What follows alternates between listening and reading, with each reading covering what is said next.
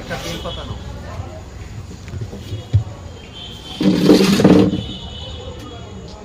একটাই? त्र्यम्बकं जजामहे सुगन्धिं पुष्टिवर्धनमागुर्वारुकमिवाबन्धनान्मृत्युर्मुक्ष्योमामृत नमः शिवाय नमो सर्वेश्वराय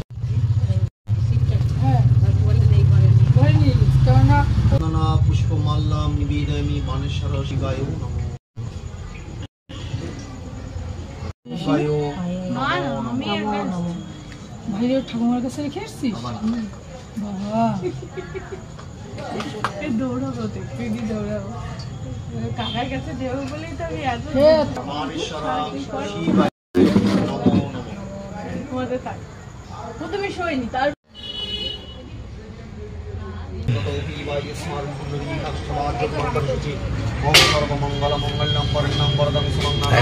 চেনা চেনা লাগছে দেখছি কি হলো চেনা চেনা লাগছে আমাকে বললে আমি দাঁড়াতাম তাহলে একসাথে আসতাম তুমি তো শিবরাত্রি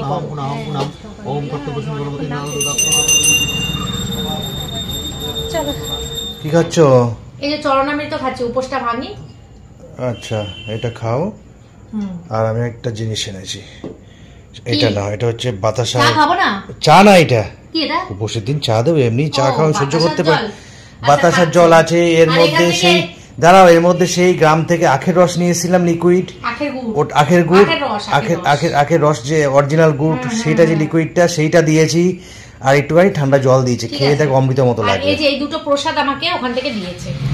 আচ্ছা এটা খেয়ে দেখো কেমন লাগে আমি নিজের হাতে বানিয়েছি। সেটা হচ্ছে মামি আমার ছোট মামি তো মামি তো উপোস করে না শিবরাত্রি করে এটা এই উপোসটা করে না ওই জন্য তো আমরা যেখানে যাই একসাথেই যাই সব জায়গায়। তো মামি যদি জানতাম উপোস করবে মন্দিরে গিয়ে মামির সাথে দেখা হয়েছে।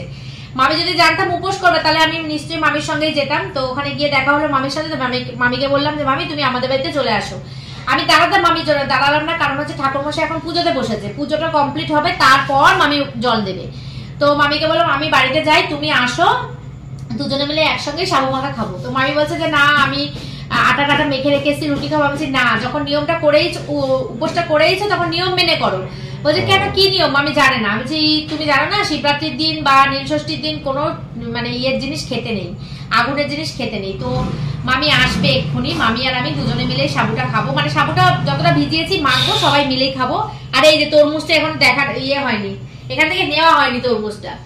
এই তরমুজটা কাটবো বিভিন্ন রকম ফল আছে কাটবো মিষ্টি টিষ্টি নেবো নিয়ে খাওয়া হয়ে যাবে। তো 7:15 বাজে একটু পরে এখন আমি এটা খাই চেঞ্জ করে খেয়ে দেখো তো কেমন লাগছে হাতে বানিয়েছি ঠান্ডা জল দিয়ে।